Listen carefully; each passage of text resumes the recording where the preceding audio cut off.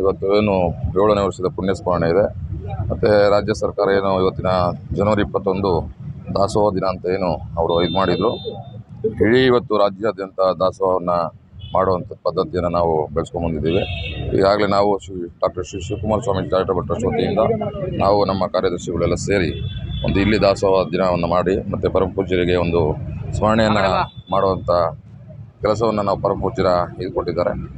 ಆದ್ದರಿಂದ ಅವರ ಆಶೀರ್ವಾದದಡಿಯಲ್ಲಿ ನಾವೆಲ್ಲರೂ ಕೂಡ ಎಲ್ಲ ಸಂಘಟನೆಯವರ ರಾಜ್ಯಾಧ್ಯಕ್ಷರು ಎಲ್ಲ ಪದಾಧಿಕಾರಿಗಳು ಎಲ್ಲ ಸೇರಿ ಇವತ್ತು ಒಂದು ಒಳ್ಳೆಯ ರೀತಿಯಲ್ಲಿ ಒಂದು ದಾಸೋಹ ದಿನವನ್ನು ಆಚರಣೆ ಮಾಡ್ತಾ ಪರಮ ಪೂಜ್ಯರಿಗೆ ಮತ್ತೊಮ್ಮೆ 7ನೇ ವರ್ಷದ ಪುಣ್ಯಸ್ಮರಣೆಯನ್ನು ನಾವೆಲ್ಲ ಸ್ಮರಿಸ್ಕೊಂಡು ಪೂಜ್ಯರ ಆಶೀರ್ವಾದ ಸದಾ ನಮ್ಮೆಲ್ಲರ ಮೇಲೆ ಇರ್ತದೆ ಅಂತ ಹೇಳಿ.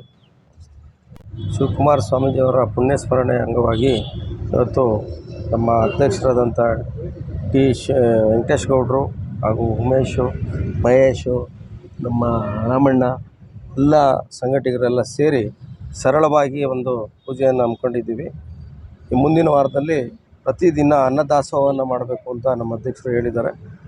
ಅಧ್ಯಕ್ಷರು ಹೇಳ್ತಾ ಇರೋದು ದಾಸೋಹ ಮಾಡಬೇಕು ಅಂತಂದರೆ ಮಧ್ಯಾಹ್ನದ ಹೊತ್ತು ಒಂದು ಟೈಮ್ಗೆ ದಾಸೋಹ ಮಾಡಬೇಕು ಅಂತ ನಾವೆಲ್ಲ ಸೇರಿ ಕೂಡಿ ಮಾತಾಡಿದ್ದೀವಿ. ಮುಂದೆ ಟ್ರಸ್ಟ್ಗಳಲ್ಲಿ ಆಗುವಗಳೆಲ್ಲ ನಡೆಯುತ್ತದೆ.